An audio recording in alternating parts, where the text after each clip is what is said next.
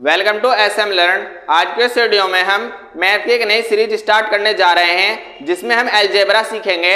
Algebra 0 level से advance level तक का अलजेब्रा हम पढ़ेंगे और इस सीरीज में हम मैथ की एक बुक है अलजेब्रा फॉर बिगिनर्स। ये बुक है अलजेब्रा फॉर बिगिनर्स, हॉल के नाइट की बुक है जिसको अरिहंत पब्लिकेशन ने पब्लिश किया है। हम इस बुक का भी सोल्यूशन करेंगे और इससे हम देखेंगे कि अलजेब्रा हम किस तरह से आसान तरीके से हम समझ सकते हैं। जैसे अभी इस बुक में जो चैप्टर है वो 22 चैप्टर है अलजेब्रा का ही 22 चैप्टर है जिसमें हम इसके simple equation, definition, add, subtraction, multiplication, simple equation solve करना, ये हम सब इस बुक से सीख जाएंगे। तो हम इस बुक का कंप्लीट सोल्यूशन करेंगे इस सीरीज में। आपको अंत तक बना रहना है और इस सीरीज को कंप्लीट देखना है। इस सीरीज में रोजाना एक वीडियो आएगी जो इस बुक के कुछ सॉल्यूशन क्वेश्चन भी सॉल्यूशन होंगे और इस बुक के कुछ टॉपिक भी होंगे। अगर आप इस सीरीज को कंप्लीट कर लेते हैं तो आप अलजेब्रा अच्छी तरह से सीख जाएंगे। पहले हम इसका चैप्टर नंबर फर्स्ट सॉल्व करेंगे। चैप्टर नंबर फर्स्ट क्या है हमारे पास में, इसका definition and substitution. Definition and substitution क्या होता है कि जो अलजेब्रा होते हैं उसकी क्या डेफिनेशन है और उसके सब्स्टिट्यूशन उसको किस तरह से सॉल्व करते हैं अलजेब्रा। अब जो अलजेब्रा होता है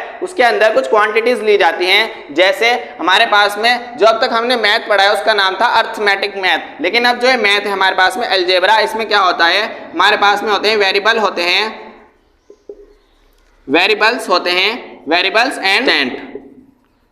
वेरिएबल्स एंड कांस्टेंट। अब जो वेरिएबल्स होते हैं वो क्या होते हैं, वेरिएबल्स होते हैं जितनी भी जो ABCD होती है वो क्या होती है XYZ तक, इनको सबको क्या बोलते हैं, वेरिएबल बोलते हैं। अलजेब्रा में इन्हीं का इस्तेमाल होता है। लेकिन जो कांस्टेंट होते हैं वो क्या होते हैं, वे होते हैं 0, 1, 2, 3, 4, 5, 6, 7, 8, 9। ये क्या होते हैं, ये कांस्टेंट होते हैं। इनके जो काउंटिंग नंबर होते हैं वो कांस्टेंट नंबर कहलाते हैं। और जो ये अलजेब्रा होता है उसमें वेरिएबल्स एंड कांस्टेंट इन दोनों का मिक्सिंग होता है कि अलजेब्रा में जैसे इसमें सिंपल ऐड होता है, अलजेब्रा में सिंपल ऐड होता है, इसमें सब्ट्रैक्ट होता है, इसमें भी सिंपल सब्ट्रैक्ट होता है। जो इस तरह के होते हैं उनको क्या बोलते हैं, इनको अलजेब्रा बोलते हैं। जैसे इसमें पहले लिखा हुआ है अलजेब्रिक एक्सप्रेशन बोलते हैं। अगर हम इसको कैसे लिखेंगे, हम जैसे क्या पढ़ा जाएगा 2a पढ़ा जाएगा, लेकिन इसमें कुछ टर्म होती है जैसे मोनोमिनल, बाइनोमिनल, ट्राइनोमिनल, पॉलिनोमिनल। अब ये क्या टर्म होती है, जैसे हमारे पास में नंबर है 3a तो ये क्या पढ़ा जाएगा,